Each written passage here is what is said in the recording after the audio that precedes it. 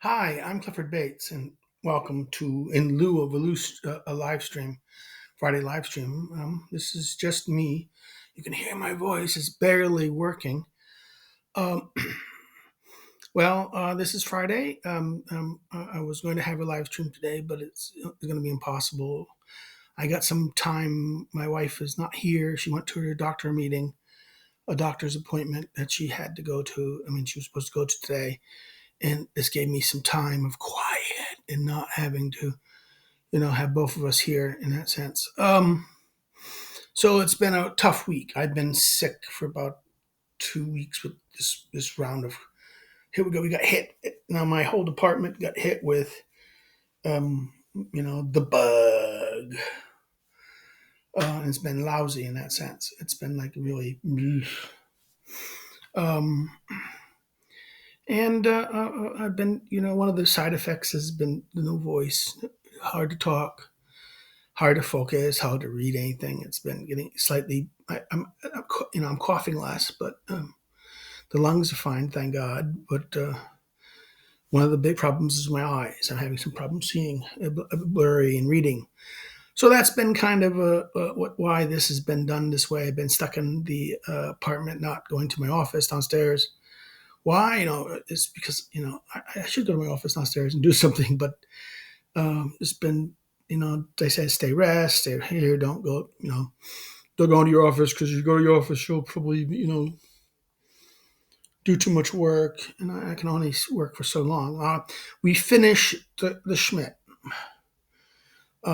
Yesterday we finished the Schmitt, and it's been it was weird doing the Schmitt last couple ones, the last few videos, because I've been doing it here in the background. You can see the camera there, and it's like the, and it's been kind of a difficult thing to do.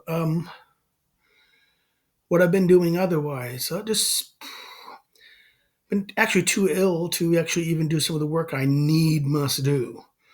Um, um, but so therefore that's been kind of pain. I think this weekend I will do some editing. But that's been difficult with the eyesight. Eyes have been bothering me.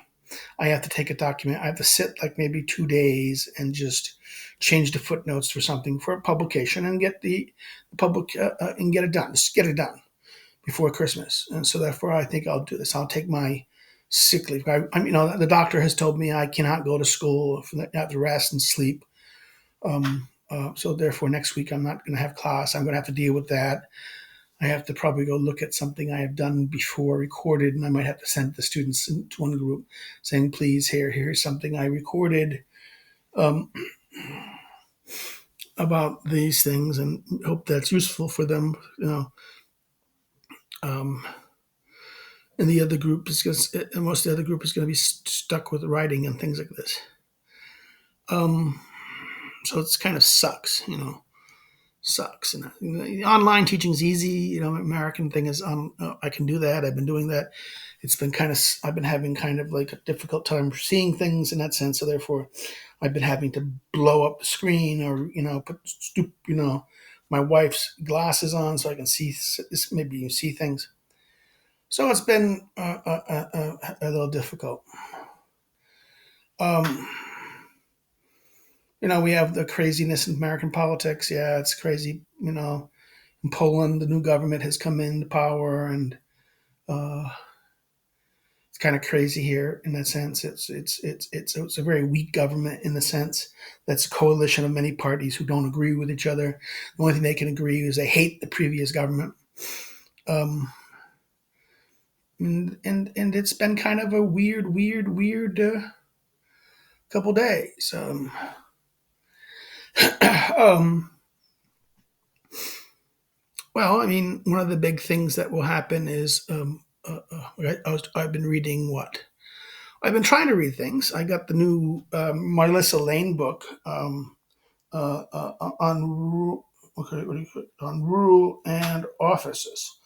On rural and office by Princeton University Press is how Melissa Lane is a classicist who does a lot of ancient theory. I mean, I don't like her. I mean, I have an issue. Not that I don't like her. I have issues with some of her feminist readings of Plato earlier, her rather environmentalist interpretation of Platonic teaching that she wrote about a decade ago. Her last, and she wrote a very big book on basically take a kind of a shortcut looking at themes from ancient Greek and Roman theory and connecting it to politics. I forget the title of the book. It was published a different title. It was the same book. One was published at Princeton and one was published at Penguin, UK Penguin. The Penguin has a more general name. My problem was with her how she understood sovereignty. Her she's I mean, though she's not a student of Pocock in that sense, she is and is not. She kind of follows that circle, the Pocock Skinner circle. Pocock John Pocock just recently died, I'm told, and therefore there's been people, and I know many on the right kind of like conservatives on the right kind of like Pocock, but I never. I mean, I liked his stuff on. I liked his earlier stuff on the English Constitution, English law, um, but didn't necessarily like his Machiavelli. I see the problem with his book on Machiavelli. It has his Machiavellian moment. There's a little bit of truth to it, but there's also a lot of problematic with it too. And his kind of dislike of seeing Machiavelli as a modern. He was this idea that Republican Machiavellian, the Republican tradition versus the liberal tradition. And I've always agreed with the Strauss students that Machiavelli is as much as a father of liberalism as he is a father of republicanism. In fact, there's the connection between liberalism and republicanism that many of the Pocock students wanted to differentiate the two, is that they failed to see that both of them are framed within the modern context. But Melissa Lane's problem was always that I thought she was she was a good classic scholar in that stuff, and she's written a good couple good pieces on the offices in Aristotle. I remember that was a chapter of that, and I was very interested in what she was going to say. But the problem was when her book on the definitions of ancient themes to modern concepts. I forget the title of the book. It's going to drive me crazy. Okay, I just did a quick check. I froze it for a second and looked. I mean, she is she's an endowed chair at politics at the political science, politics department, or government department at Princeton. She's no longer a young person. She's relatively about my age, I suspect now. And has had, her first book was a book on a commentary on Plato's Statesman. So she's always been a scholar of Plato. The Echo book that I despise, the Echo Republic, her two both published in like two different editions of it, one UK, one US, 2011. Yeah, let's remember that. And that put me off. She was a student of the classicist. What was his name? Oh God, I forget the name. But there was an edition that they made a fresh honor of him. She was one of the editors of it. Lane was one of the editors of it. The title was called Politeia, which is my interesting of the title. It was honored of Malcolm Schofield, who was a English classicist, a very important English classicist. So she's very much a student of this British classicist tradition, who gets a job at this, but in Cambridge, not Cambridge, but in the U.S. at Princeton. And she was very much a person who's focused mostly on Plato, and early, her 2010 book on Echo, I kind of really disliked. I didn't mind her work on that, but the work that really got me the most annoyed with her was, her Birth of Politics book, 2014, was it was an attempt to basically kind of give every concept of Greek political theory and ancient Greek and Roman political theory and these concepts and show their evolution to modern concepts. And this is where I kind of took issue with this because, sovereignty, the concept of sovereignty. I'm going to argue that sovereignty is no equal. I've always argued that people trying to read back into Plato concepts like sovereignty are wrong. It's not, Chiron. They always want to. Was it Mulligan Richard Mulligan, in the I think the 70s or maybe late 70s, early 80s. I forget the period that he wrote. He wrote a thing on Aristotle and sovereignty, and he looked at the word kairos, as this basis for this, and this is rule in that sense. This is the aspect of rule in that sense, and not it's to say that this was equal to the concept of sovereignty is the souverain. We see that the concept of souverain, the sovereign, the ruler, yes, it has that connection to the ruler, but the Greeks didn't objectivize, put it into this new development of this form of will, of the concept of will, and this is a problem that we have to look at the of that emerges out of, as Schmitt has said, and we talked about this, the idea, the problem of the constituting power versus the constituted power, right? In Schmitt, that he talked about in the medieval law, and this is the aspect of Christianity. Christianity, that sovereignty emerges only if you accept an ontology that is idea of a creator, of a powerful actor creator who wills into being and determines and distinguishes and commands. Okay, and this is we can say that the modern state, the state in that sense, is this secularized representation of divine will in this sense. And it is an attempt to, and this is what I think Bodin took Machiavelli's concept of Stato and maximized it, took it to a new dimension because he wanted to kind of explain the French monarchy and the French Republic, or the French monarchy in this sense, in light of this thing. And I think this is something that we have to confront with in political thought in that sense, and that there is an fundamental ancient and modern break, and that this is something Lang, I think, in many ways, Melissa Lang, in the Birth of Politics books, which again the English version is called "The Greek and Roman Political Ideas" by Penguin. What is it? Penguin and Pelican edition, that little blue cover paperback that was published around the same time in the UK. The Birth of Politics is on the sovereignty question. Got me. I mean, I didn't disagree with a lot of her points about things, but on this issue is where I'm going to draw the line. So therefore, I'm very interested in what she's doing in her new book of Rule and Office, because it's about Plato. She's focused on Plato now. She's a Plato scholar in that sense, and therefore she's looking at both the little bit of the statesman. The book is a very odd book, and I need to read it. It's very dense, and it's been very, very difficult for me to read because I'm going to have to get new glasses, I suspect.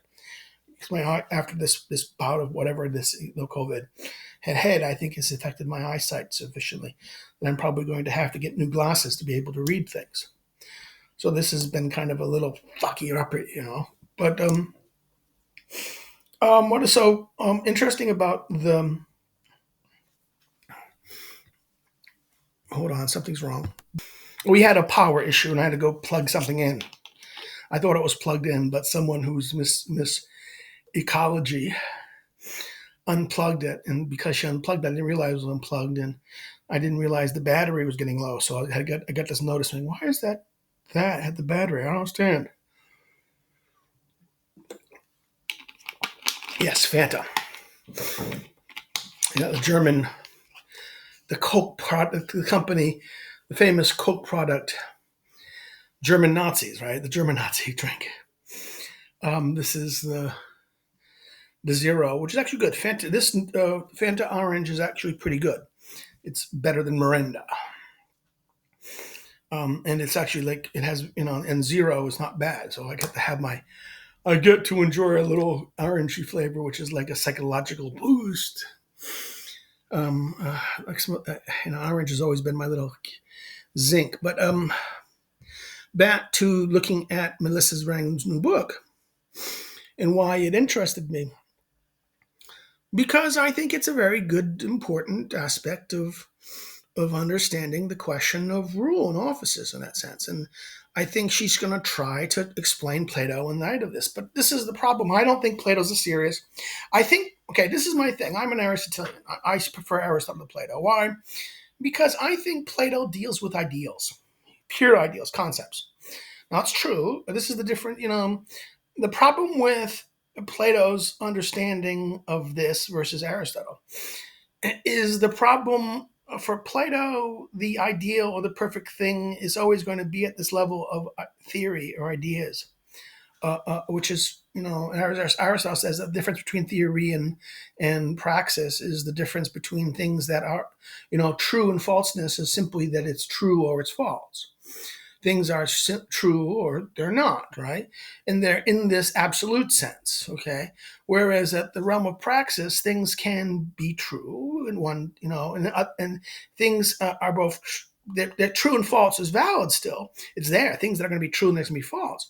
But they're not always going to be the same true. They may be true at in this place and time, this might be true. At another place at time, it might not. This is the problem of things can be otherwise. Okay, the contingency of truth, and that's basically what Aristotle speaks about in his famous book 6 of the Nicomachean Ethics, when he deals with this problem of dealing with truth at the levels of the difference between things that are at the level of theory, which are always eternal. They're there. They're going to always either be or not be. Or there's a thing at the level of contingency, existence. We human beings live in the contingency of existence. And for Aristotle, for Plato, the thing here is that the distinction between the theoretical and the practical is that this is almost like a mirror. There's a mirror. This mirrors that, but it's going to always be an imperfect mirror. Anytime, any kind of, and this is the problem of opinion and truth. This is the big difference for that Plato talks about. That in other words, this is the difference between law and justice. Justice is at this high peak of what is true at that point, at what the level of truth in the absolute sense. It is there at this level of concept, at the level of theoria. It's the level of the form, right? This is the Platonic, eidos form, and therefore at the level of justice. But in the level of praxis, in the world being in the world, there's going to be a problem to understand or access that level of truth and that level of perfection. And that it's always going to be kind of off. It's always going to be slightly wrong. It's going to be slightly imperfect. And this is what the difference between law and justice is. This is the difference in the city between opinion, like law is like opinion, cities' opinions, right? Opinions of cities. The true, no, not true, but the correct opinion, the orthodoxy of a doxa opinion, belief of a people, in a group, in a community, their view about what justice is, an authoritative view of what justice is, and therefore it tries to embody that at the moment, and that but it's only merely a reflection of looking up towards the just, the image of the just at the level of theoria. And this is the Platonic problem in that sense. Therefore, the city always is more, the particular city is always going to be grounded in some imperfection of the particular. This is the infection, the problem of the bodies. And there's kind of a hatred of the body in Plato. This is the dualism we see in Platonic thinking. Aristotle, and this is this is that fight. This is seen in the debate that Strauss and Kojève had in the letters between them in the 40s and 50s, where Kojève is like, oh, this great, Kojève is remembered as this big Hegel guy. He thought Hegel was it, but he got very much embraced in Plato, and he kind of liked Plato. He's saying Plato's like this, and he and Strauss were going back and forth in Platonic dialogues, and there was kind of an idealism that Kojève saw in Plato, an idealism, a transcend an idealism, and that this idealism was like similar to like the what he some well, not completely similar, but it was it echoed an idealism that he saw in Hegel in this sense. In that he saw, therefore, this kind of understanding of the political in light of achieving ideals, either the ideals based upon transcendent, a reflection upon the existence of things, versus a rational, a kind of rationalistic understanding through history, right? This understanding the structures of being and structures of phenomena, and this is go look at the little lecture series we did, the reading series on Kojève's book on authority, which I think is a very good place to introduce yourself to someone like Kojève. But Kojève here with Strauss is that Strauss reacts to this by saying, "Well, no, and how is the thing here? How is this? He kind of gets pissed off at Kojève in a certain way. To this idealism leads to for him, he blurs the distinction between Plato and Hegel to a degree that he just isn't comfortable with it, and Kojève refuses the answer. The famous chart says, "How is what you're describing here as the end of history is any different from what Nietzsche said in what Nietzsche described as the last man," right? That famous thing that Fukuyama makes a big thing of in his famous book, The End of History and the Last Man, right? And students of Strauss and Kojève together, the students who focused on this question, look at this correspondence, and which is published. Kojève Strauss is published as an appendix in the University of Chicago edition of the Strauss's book on tyranny, right? The commentary on Xenophon's Tyrannos, right? The hero, the dialogue, the hero, right? Which is about this dialogue trying to make a recipe for how to preserve tyranny, how to make a good tyranny, which is a very interesting thing. Now, why am I bringing this whole point up in that sense? Is to get to this point about this. Plato's ideal of this is this sense that there is this gap between this, and there's no mediation. There's no mediation between this is the gap between nomos and phusis, the radical gap between nomos and phusis, the praxis and theoria, that therefore and therefore there is always going to be this gap, and it's unbridgeable. Now, for Aristotle thinks there is a mediation. There is this means of mediation that is grounded in biology. For Aristotle, biology is the ground, the nexus by which the what is found in the idea at the level of truth, the level of nature, phusis, manifests itself in the practical, in the concrete, in the now, in the situation, and and this is a very important differentiation. This is why I've always preferred Plato, and not Plato. I mean, no, sorry, not Plato, Aristotle, well, because I think Aristotle's right here in a sense, and therefore I'm kind of leery of what. And I suspect this is why, someone like Lane goes into environmentalism. That there's this kind of idealism, this want to change the world of now, into the world of an ideal, a perfect world. And this is why I suspect this. Now, what she is doing here is the Platonic idea of the political. That's her subtitle of the new book, on the rule and offices. And I think this is why she focuses on this. Now, my always problem with Republic is, and right now I'm in a reading group on Plato's Laws, so it's been difficult because we're studying. We're doing this coming Saturday. We're going to be looking at continuing book 2 of the Laws, which has been very, this is something I studied as a graduate student in the late 80s, and it was a very interesting thing. I remember this. I remember, I read so much, I read Public at least 4 or 5 times, and the Laws I had to do at least 2 times.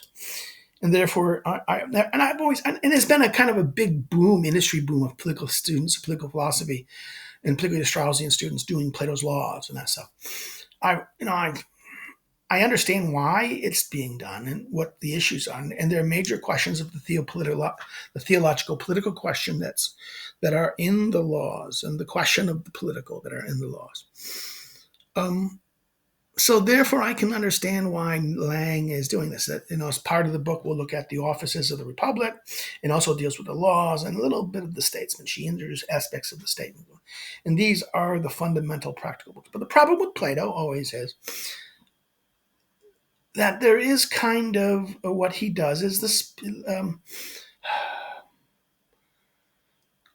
Always, even that you want to say that the Republic is the book on the city and speech, but the Laws of the practical regime. But I've never been convinced. I've always sided with Aristotle's critique of the Laws as kind of like it's just as problematic as the Republic in this sense, as it is to it is. It really fundamentally doesn't deal with the practical imperfect regimes to some degree. Um, and that's why I was interested. I'm very interested in what she's going to do with the offices. So I haven't read it. I've kind of glanced at it and tried understanding it, looking at it. I'm going to have to spend more time reading the Lang book. So that's been one of the things I've done. I plan to do when I have some time, when I feel a little better, and after I did my assignments, my editing job and my submission for my new article. Um, and I still have to do my 2 little art pieces, small things, and force and fraud in Aristotle. Force and fraud. At the end of that, I have 2 little pieces that I want to work on with this, and I also have the piece on the changes to the American regime that I need to finish also. So those are some things I'm kind of trying to get ready this coming year in that sense. Um, So that's this is the thing. Now the other thing. Now one of the people who've been following my channel and following this and has participated in sometimes live streams, a discussion, was rose the question about Baron de Jouvenel. De Jouvenel.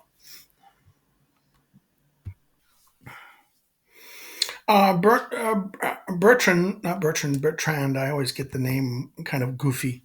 Bertrand de Jouvenel. Why he's important? Well, he's important because of, well, he's a French thinker. About the time of that, he was a French philosopher, fundamentally trained in philosophy. Right. He came from a French nobility family of coming from the Champagne region, so he came from a very good family. He was the son of Henry de Jouvenel, and the daughter, the son of a daughter of a Jewish industrialist. So even though that they divorced, in other words, the second husband of the French writer Colette, in that sense, that Henry divorced Sarah in 1912 to become the second husband of the French writer Colette. In 1920, when he was mere 16, he had an affair with his stepmother, who then was in her late 40s. Right, the affair ended Colette and Henry's marriage and caused a scandal. So again, he's a scandalous character in that sense, right? The affair inspired an actual book, the novel Obet's novel, the Bain de Heb, right? In 1930, he participated in the the Republican Syndicalist Party reviews and these things, and then in 1930, 1934, he had, he was a notorious, sexual, the kind of there was a kind of little scandalous of this. He was tied with his memoirs, The Invincible Writing, Arthur Koestler, record in 1934 Jouvenel a small number of French intellectuals who promised morals and financial support to the newly established Institute for the Study of Fascism. In other words, a supposedly self-financing other personalities were to offer support. And again, this anti-fascism, the studying of fascism. However, the same year, de Jouvenel was impressed by the riot of the anti-parliamentarian league that occurred in February 1934 and became disillusioned with traditional political parties and the left and left the radical parties. And he was part of the radical left in that sense. He was part of the radical left and was there. And he was kind of, disenfranchised with this and was tied also then to the, tied to the right-wing paper, the Gigeron, which was covered the 1935 Nuremberg Congress to Germany, where where the infamous Nuremberg laws were passed. Right, he became frequently royalist and nationalist circles, where he met Henry de Man and Pierre Rachel and other things of the royalist circle things. And this is where, de Jouvenel is a very interesting thing. In 1936, he interviewed Hitler for the Paris journal Paris Mine, for which he was criticized for being too friendly to the dictator. Right, this is that, therefore but again, he was tied to. He just did not necessarily agree with fascism. He saw that he understood the origins of it. Right, after the left defeat in 1940, Jouvenel stayed in Paris under German occupation, published the pre-defeat after the defeat, calling for basically calling the it's defeated, we might as well join. Right, he fled to Switzerland just before the liberation of Paris by the Allies. The Jouvenel was very few French intellectuals to pay respectful attention to the economic theory and welfare economics that emerged during the first half of the 20th century in Austria, Italy, and the United Kingdom and the United States. This understanding of economics is shown in his work, The Ethics of Redistribution, in that sense. And we have to always understand something in de Jouvenel's early work ethic. The Ethics of Redistribution, 1951, was a very good examination of the welfare state in that sense. This is de Jouvenel, although was, the idea is he was disillusioned with the traditional politics and also radical politics in that sense of the parliamentarianism that drove France, distort, the turmoil that drove France to kind of defect. And, the idea, was he a fascist, proto-fascist? This was always an accusation to him, against him. Particularly after his 1941 book, after the defeat, right? Where he, again, as he said, he's said to be kind of someone who thinks, well, it's over, we might as well join the German system in that sense. De Jouvenel is a very complicated theorist because in many ways he is he understands, we have to remember one of the he wrote a critical edition of Rousseau's Social Contract. And de Jouvenel really looked at Rousseau and looked at the understanding. Rousseau's understanding in the social contract is the origins of the modern, as Schmitt would call it, the modern Rikstate, the liberal Riksstaat, or particularly the parliamentary structure of this, the idea of the parliamentary rights, Riksstaat, the state, the parliamentary state model that defined the latter half of the 19th century and the early part of the 20th century.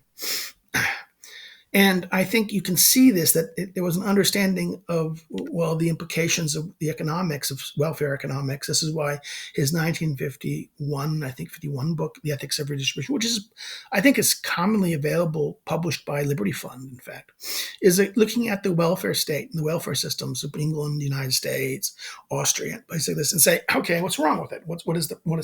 What's the implications of this system on modern politics, modern parliamentary politics? And this is why I think de Jouvenel is interesting.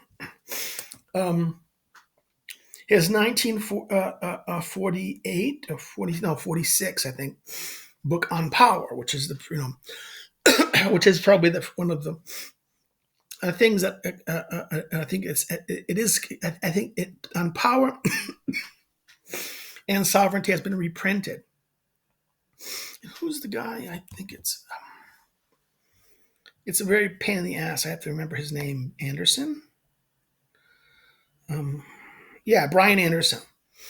Um, Anderson, in 2001 wrote, Melancholy Liberalism. He wrote a dissertation on Anderson, like my friend Dan Mahoney, who wrote a book on Iran. I think Anderson also wrote on Iran. Anderson and Mahoney are, I think they were very friendly to each other, and we follow the same kind of this French liberal thinking. Looked at Mahoney's big person was Raymond Aron. He wrote his dissertation on Aron, and he first couple of books on Aron, and was tied through Aron to meet Pierre Minette, who was Aron's student. But Mahoney also was very much, he saw the value of someone like of de Jouvenel. De Jouvenel's book on power, which was published in 1948. Sorry, on power, the history, the natural history of its growth, power, was a book that influenced many people on the American right in the 1950s and 60s. um, um, um, and one of the persons that Jouvenel was very close to was the person who I was always interested in, like, was Wilmer Kendall in that sense, because de Jouvenel and Kendall had very good friends. De Jouvenel also had a good relationship with Leo Strauss. In fact, de Jouvenel would always, occasionally go teach at the University of Chicago, and Strauss would have him participate in sometimes discussions and talks. And de Jouvenel and Strauss had a very friendly, amiable relationship in that sense, as Strauss had with Raymond Aron as well.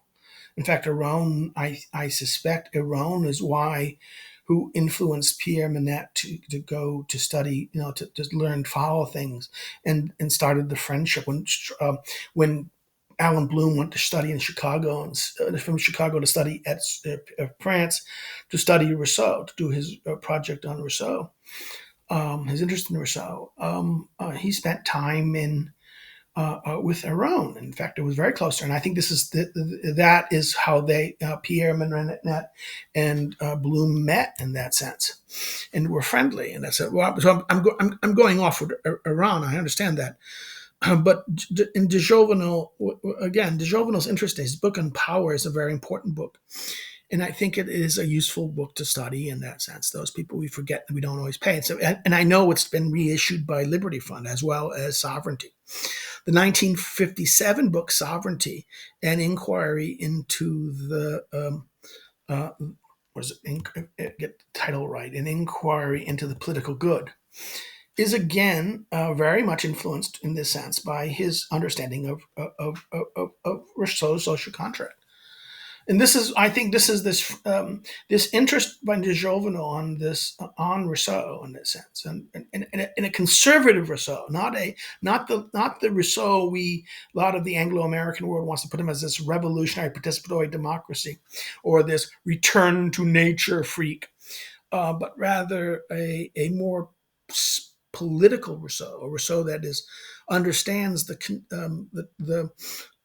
the imperfection and the imperfection of the social world and the political world, and the need for maintaining it, and that you see in this. If anyone who reads Social Contract with care will see this very conservative side in Rousseau, and he's not really cheerleading this participatory democracy, not this radical participant, but rather an aristocracy of moderation in that sense. This is, but one at the same time that does not want mediating structures, and sees the tension between this.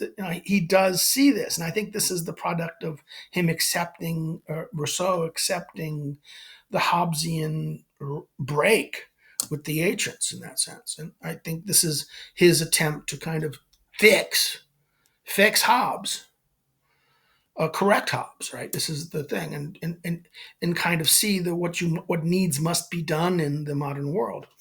And I think this is and I think this is both why de Jouvenel is very important, and particularly de Jouvenel's early books of the 40s and early 50s were very important. Both his On Power and his Sovereignty is a very essential, useful book. And I think they've been forgotten to a great degree. And I think this is why I would recommend my friend Dan Mahoney's. If you want those of you can get these books and read them. But as a good introduction to Jouvenel, and that is Dan Mahoney's book on 2008 book published by ISI, Intercollegiate Studies Association, on de Jouvenel, Bertrand de Jouvenel, which is part of their great thinkers, their Thinkers of the Right series, which they do. I think they did a book on. They didn't do one on Strauss, but I did one on Vogelin. It's a very good book. They did a book on Weaver, I think Nisbet, that were very good as well. And other voices of the post-war, these thinkers that really shaped the American right, that this post-war right. And you can go see if you wanted to study this a little more clearly about the influence of people like de Jouvenel on the right, American right. Go look at Nash's book, The Intellectual Origin. What is it? Nash's book, Nash's famous book. Or I forget. I mean, yeah, this is George Nash's classic book, 1976, first edition, published in the late. I think in the late 2000s, the second edition or third edition was published, a new revised, slightly revised with an afterwards or forward. But Nash's book, The Conservative Intellectual Tradition in America since 1945, right? This is the classic book in that sense, is that spells out this, and it kind of deals with people like not only Strauss and Vogelin, but also people like Robert Nisbet and Kendall, people like Kendall's, the Jaffa, the whole the Straussians in that sense as well. But also the libertarians, the Hayek, Milton Friedman, and the whole intellectual tradition that shaped people like Buckley, because remember, Kendall had the influence in Buckley. But why am I mentioning this? Because this is like, in many ways, to understand de Jouvenel's role in this, it gives a very good introduction to this. And students who are interested in the origins of American, conservative thought should look at, but this is conservative ink, Buckley, we're doing that. But okay, even if you see the limits of conservative ink in Buckley and what happened in the 1990s, this is not the conservatism of the 1950s, 60s, and 70s. Buckley of the 50s, 60s, and 70s is not the Buckley of the 1990s, late 80s and 90s. There's something happens to Buckley. This is the so-called neo-conservative twist and capture of the right, that many people on the right, like many people on the paleoconservative right, complain about. And there's some truth to it, but that's an exaggeration. I think Buckley embraced it in that sense. I think Buckley, later Buckley, now the question is, was this tied to his elitism?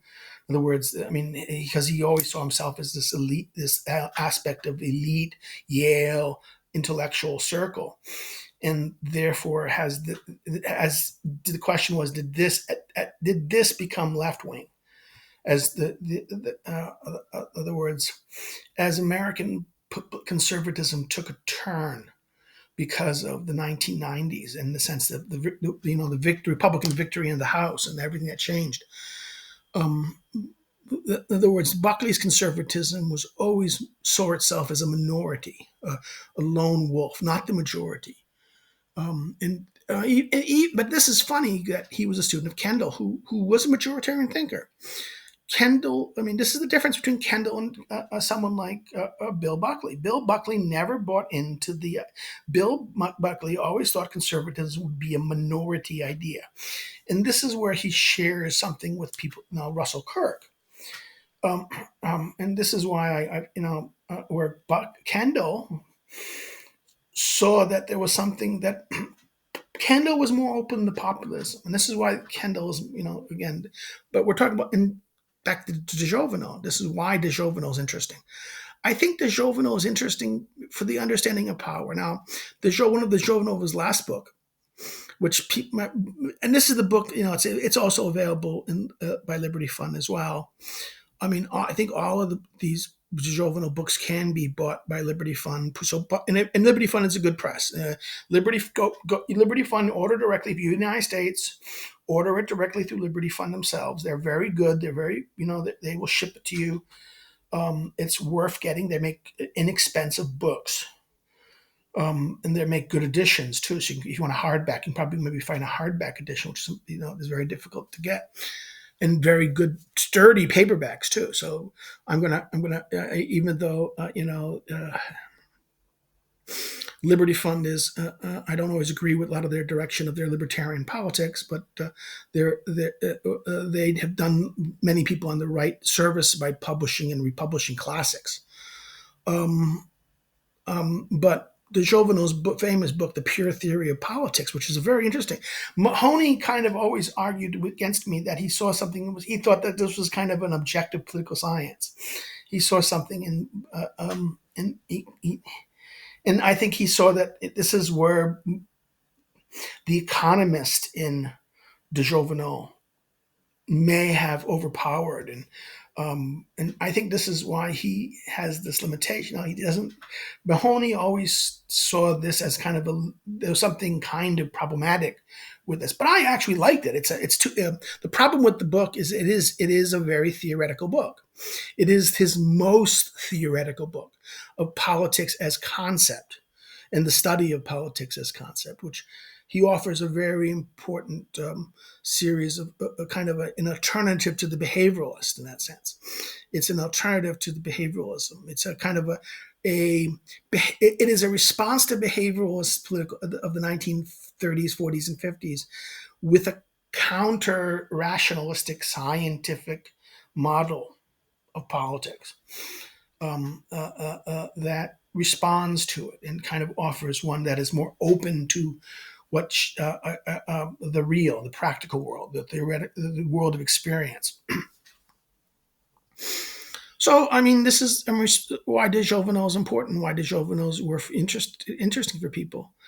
I'm sorry if again, I'm going to apologize here today for being doing this not live, because I'm going to be sleeping, I think, when this starts, because I've been really tired lately. And I need to get my voice back. And I think this is why I did this in the early afternoon when I was like very early, right after lunch. And I'm going to go rest now. So if you have any comments, questions, or things you want to talk about, you want to say, but Bates, why didn't you expand some more about this, about de Jouvenel?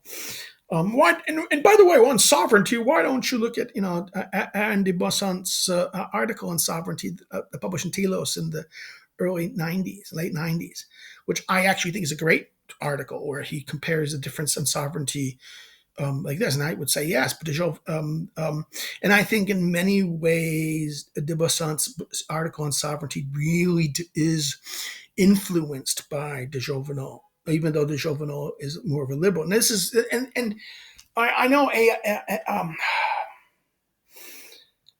I found it also very interesting because that Navini in AA brings de Jouvenel as one of his thinkers in his book on not the Prophet's Doom, but the ones about the previous book on the elites, and his argument against populism, right, and the importance of elites.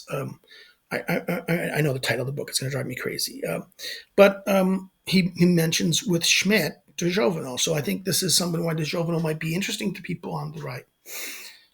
Those of us on this alternative right, we call ourselves, right? And just looking at these thinkers and the role of Rousseau. I think this is the problem. It is with de Jouvenel, it's the role of Rousseau and the question of power and the question of sovereignty. And I think this is why those two early books are very important, and things that people who are interested in this question should look at. And I refer people, if you want to have a good introduction to de Jouvenel, look at my Daniel J. Mahoney's in 2008 book published by ISI on de Jouvenel. Is a good place to start, and I would strongly recommend it. And okay, that's kind of the things you have. So if you have any questions or issues, either about what I said about Lang in that sense, about Lang and Plato, and or de Jouvenel, two things, my ancients and moderns, right? I hope those of you out there enjoy this a little bit. If you liked it, like it, hit share it with a friend, share it on your social media, bring people's attention to it. If you didn't like it, you can say, no, I don't like it that much. And the other thing you can do is, if you've not subscribed, say why you didn't like it. The thing you can do is, if you're not subscribed, subscribe. I like to grow the channel some. I understand we finally hit a certain number lately, and we haven't been growing. And people say maybe because you haven't done a live stream and it's been sick, and I haven't done things. Also, I have to announce again on Monday. You'll get the formal announcement of the break until Christmas because of my health and also because of Christmas. I'm not going to post any videos until after starting in after January. Start the end of I think the 5th or 8th of January, the first week after that week. So next 2 weeks, 3 weeks. No video. So you can go again. You can always go watch the backlog of things. After Christmas, we will be doing Aristotle's Nicomachean Ethics. I said I'd do it. I'm going to do it. I might do a rehashing of the Prince. That's going to be a thing, and I might take some new ideas for the new year. Okay, those are some of the things I'd like to do. So subscribe if you haven't subscribed. Grow the channel. You want to follow me on social media? The social media links are below. If you want to follow my academics, my academic research and things like that, me as an academic scholar, you can always follow that. Another way, if you want to help me to do what I do, you can do so by through Patreon or Subscribestar. I understand people don't do that much, and I'm not saying, oh, you're not that interesting. And I only have a couple hundred viewers, a couple hundred subscribers. So if I'm under like 400 subscribers, so I'm not monetized or anything like that. And I understand that people aren't that interested in what I do. I apologize for this. This is very frustrating. I thought some of the stuff I'm doing is actually addressing things. I need to do a couple more videos. I should do a video. If I was healthier, I would have responded to academic agent's little piece on Schmitt that he's published recently that I want to take him to task for. Because I think he misunderstands the exception. I think he doesn't really. I think to understand the Schmitt's concept of the exception as this existentialist. Yes, decisionism. This is this idea of decisionism. This is a critique. This is an interpretation of Schmitt by the certain essential. And there is the early this Schmitt of the concept of the political can be seen as a decisionist, particularly in concept of the political. But if you understand, you have to understand things like concept of the political, not in light of themselves, but also of his earlier works on parliamentary, his works on constitutional theory and constitutional law.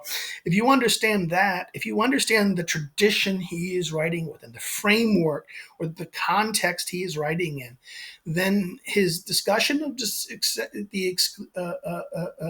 what is the thing, the exception is very specific legal concept.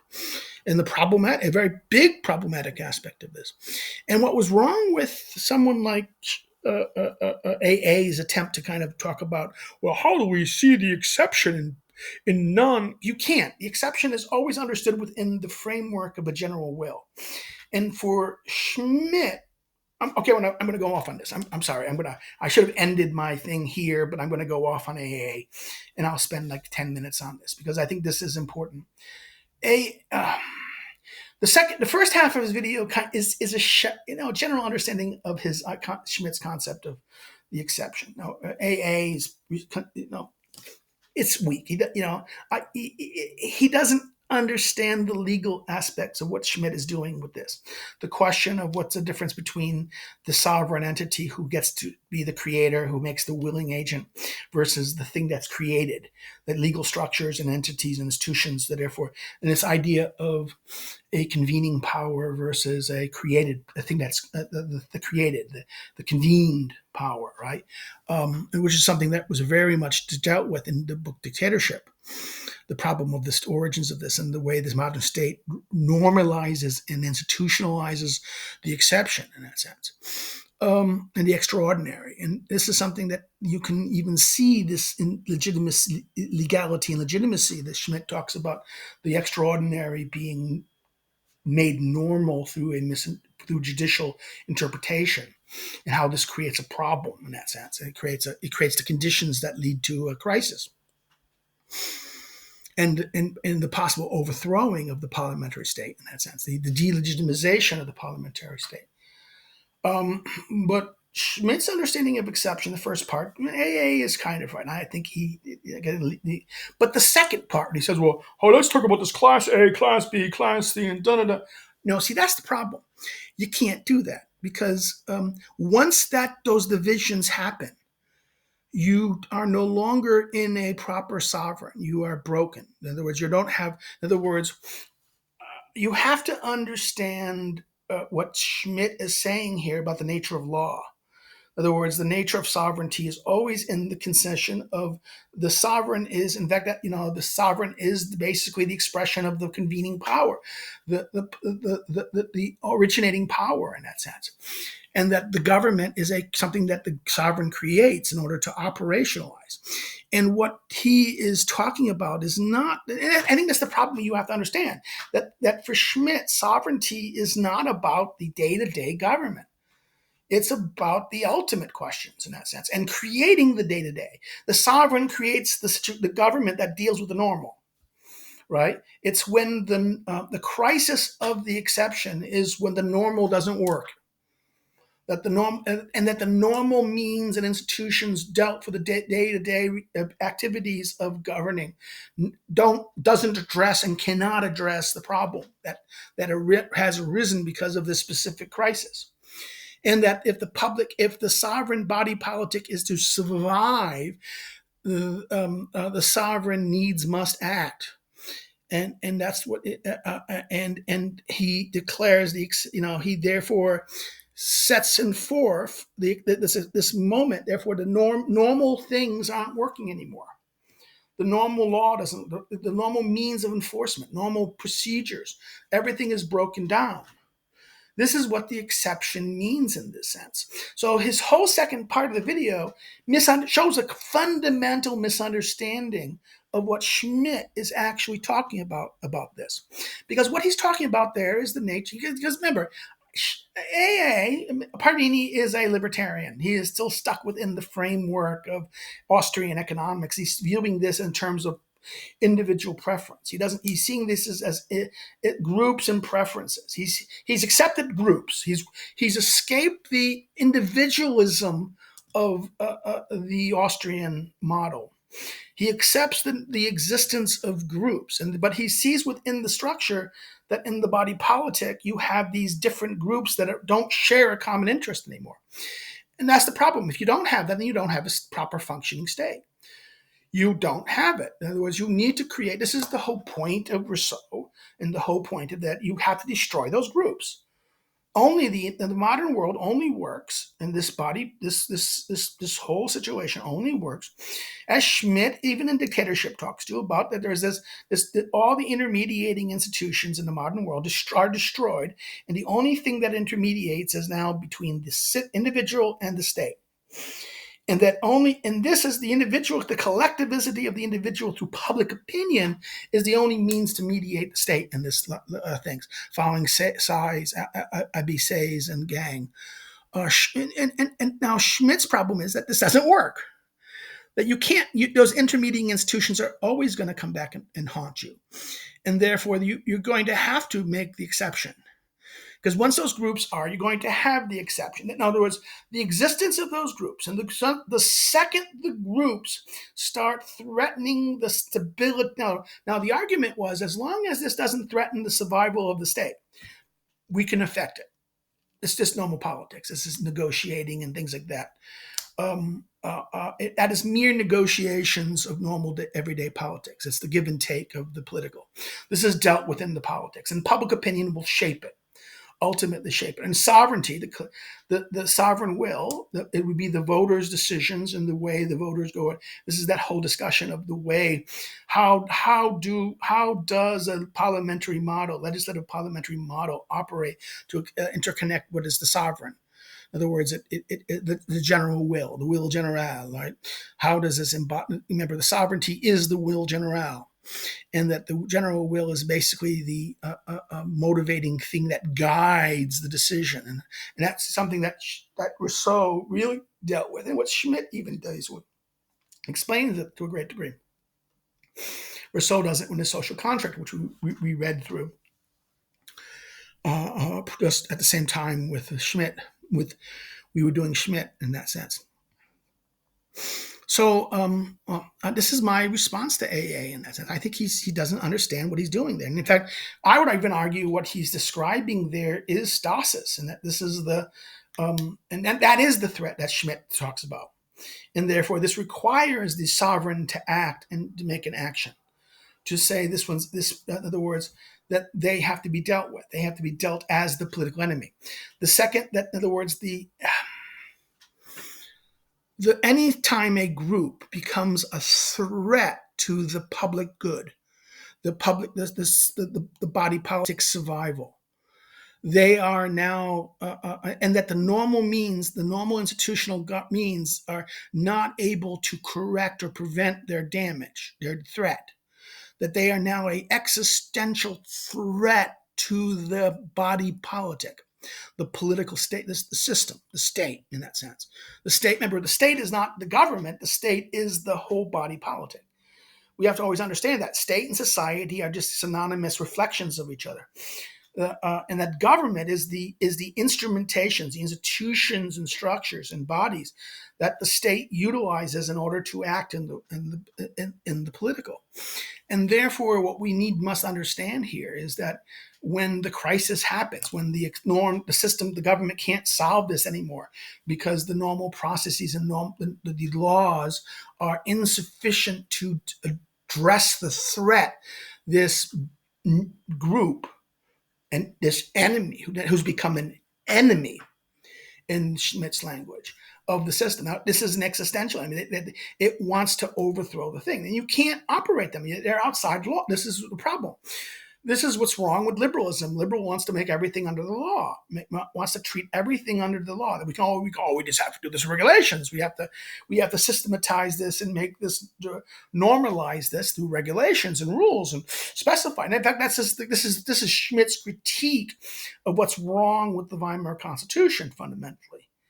Is this and the way German juridical thinking, legal thinking, took a turn in the turn of the 20th century to misunderstand this, to create a problem about this, blurring these concepts.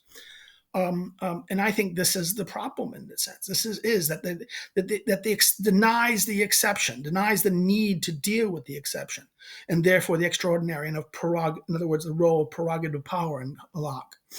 Again, that's another thing we have to read. Remember, Schmitt is very much points to someone like Locke and even say, hey, this Locke is the father of the liberal Riksdag, the right state, the constitution, the state, the constitutional state, state, the liberal state, the liberal Riksdag. He is the man who does this. And even Schmitt points out that, hey, even Locke understands the need for that once the public security and life and death is at issue, the public safety and security of the state and the body politic and the citizens are at stake, you may have to go beyond the law. That the ordinary parliamentary law may not be applied in those extraordinary conditions, and that maybe prerogative, whoever is the entity, usually the executive or the chief executive, is the agent of prerogative, and therefore executing and maintaining the public welfare. And therefore the this chief executive who the system gives prerogative is in Schmitt's turning a commissarial dictator in this crisis, right? And this is the Reich president in the Article 48. So I think this reading the dictatorship would answer Mr. Academic HMS Parvini is misunderstanding of what Schmitt is up to there. But that's just me. I should have thought about this there, and I apologize doing this in my last minute here. So, I said my like and dislike and things like that. Any questions, please put it here. If you want me to talk more about this, maybe I'll make a video on this. I should have made a video on this, but I just don't have the energy. Okay, take care. Have a good Christmas, everyone. And see you after the new year. Bye bye.